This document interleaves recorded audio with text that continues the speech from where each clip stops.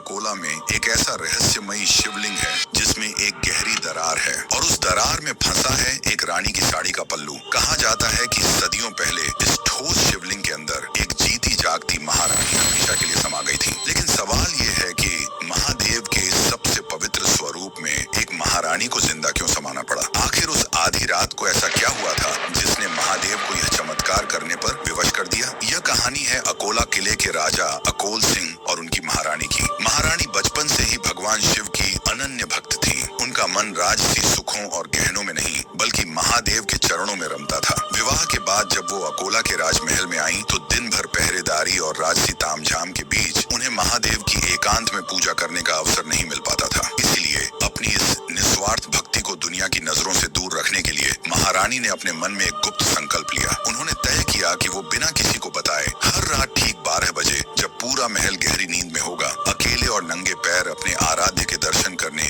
शिव मंदिर जाएंगी। यह एकांत की पूजा उनका और महादेव का एक बेहद पवित्र और निजी रहस्य था। लेकिन उन्हें नहीं पता था कि उनका यही पवित्र नियम उनके लिए काल बन जाएगा। महल के कुछ दरबारियों और पहरेदारों ने राजा के कान भरने शुरू कर दिए। महाराज, महारानी आधी रात को छुपकर महल से बाहर क्यों जाती हैं? आखिर वो इस घने अंधेरे में किससे मिलने जाती हैं? बार बार भड़काए जाने पर राजा के मन में शक का भयानक बीज पनप गया। एक रात संदेह में अंधे होकर राजा तलवार लेकर रानी के पीछे पीछे निकल पड़े। रानी को शिव मंदिर के गर्भगृह में जाते देख क्रोध से भरा राजा भी सीधे अंदर घुस गया। वहाँ महारानी पूरी तरह शिव के ध्यान में लीन थी। आहट सुनकर रानी ने जब आंखें खोली तो देखा कि उनका पति तलवार ताने खड़ा है। एक पतिव्रता स्त्री के लिए उसके सतीत्व पर शक किए जाने से बड़ा आघात कोई नहीं हो सकता था। रानी ने आंसुओं से भरी आंखों से अपने सामने विराजे शिवलिंग की तरफ देखा और दोनों हाथ जोड़कर कहा, हे नीलकंठ, हे त्रिलोकीनाथ, अगर मेरी भक्ति और मेरा चरित्र पवित्र है तो मुझे इसी वक्त अपने चरणों में शरण दे दो। इस कलंक और शक की दुनिया में मैं अब एक पल भी जीवित नहीं रहना चाहती। और तभी महादेव ने अपनी परम भक्त की लाज रखने के लिए